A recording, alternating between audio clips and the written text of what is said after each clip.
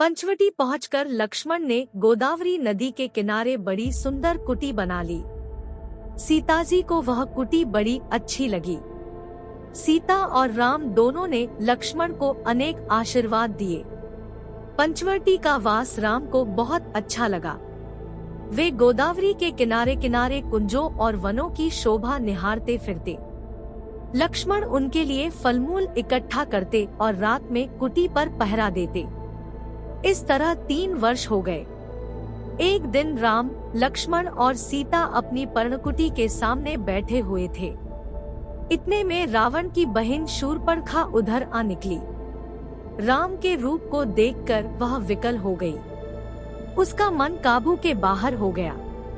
सुंदर वेश बनाकर बंठन कर वह राम के पास आई और बोली, पुनी फिरी राम निकट सो आई, प्रभु लक्ष्मण पहे बहुरी पठाई। लक्ष्मण कहा तो ही सो बरई, जो त्रिन तोरी लाज परिहरई। हे रूप निधान सुनो, मैं विश्वविजयी लंका के महाप्रतापी राजा रावण की बहन हूँ। संसार में मेरे समान कोई दूसरी सुंदरी नहीं है। तीनों लोकों में खोज हुई पर मेरे अनुरूप कोई वर नहीं मिला, इसलिए अब तक कुमारी ही हूँ। तुम्हें देखकर मन में आया है कि विवाह कर लूं। मेरी तुम्हारी जोड़ी अच्छी रहेगी। तुम्हारी यह स्त्री सीता बड़ी अभागिनी और कुरूप है।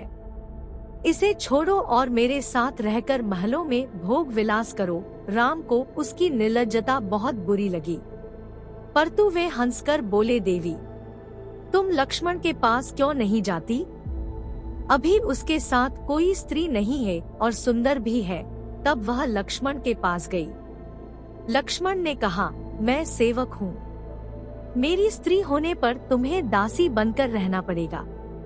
राम के ही पास जाओ, वे राजा है। शूर्पणखा फिर राम के पास पहुंची और राम ने उसे फिर लक्ष्मण के पास लौटा दिया। इस प्रकार जब वह कई बार आई गई तब खिसिया गई और सीता की ओर मुंह फाड़कर दौड़ी। राम का संकेत पाकर लक्ष्मण ने उसके नाक कान काट लिए। वह जिधर से आई थी उधर ही रोती चिल्लाती भाग गई। रोती चिल्लाती शूर्पणखा अपने भाई खर और दूषण के पास गई।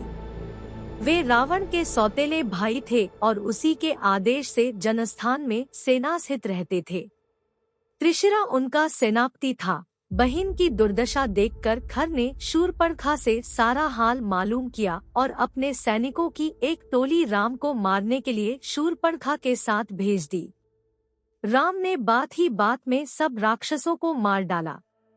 शूर्पणखा फिर खर के बलपौरुष को धिक्कारने लगी। एक मनुष्य द्वारा अपना अपमान देखकर खर को बहुत क्रोध आया। अपनी समस्त सेना लेकर उसने राम पर चढ़ाई कर दी। उधर बड़ी भारी सेना आते देखकर राम ने सीताजी को लक्ष्मण के साथ सुरक्षित स्थान पर भेज दिया और स्वयं युद्ध के लिए तैयार हो गए। राक्षसी सेना ने पंचवटी को चारों ओर से घेर लिया। राम ने देखते देखते हजारों राक्षसों को मार डाला। दूषण और त्रिशिरा के मारे जाने पर महारथी खर राम से युद्ध करने के लिए आया। खर ने घोर संग्राम किया। एक बार तो उसने राम का कवच ही काट डाला और उनको लहूलुहान कर दिया। राम ने क्रोधित होकर उसके सारथी और घोड़ों को मार डाला और रथ को चूर चूर कर दिया। तब खर गदा लेकर घोर संग्राम करने लगा। शत्रु को महाप्रबल देखकर राम ने अगस्त्य ऋषि का दिया हुआ वैष्णव धनुष हाथ में लिया और उस पर इंद्रबाण रखकर पूरी शक्ति से चला दिया। बाण खर की छाती में लगा, उसका हृदय फट गया। 1.25 घंटे के युद्ध में अकेले राम ने 14 सहस्र राक्षस मार डाले। जनस्थान से राक्षसों का भय सदा के लिए मिट गया। खर के मारे जाने पर देवताओं ने आनंदित होकर फूलों की वर्षा की और तरह तरह के बाजे बजाए। अगस्त्य ऋषि ने भी आकर रामचंद्र जी को बधाई दी। इतने में सीता सहित लक्ष्मण भी आ गए। राम को सकुशल देखकर दोनों बहुत हर्षित हुए।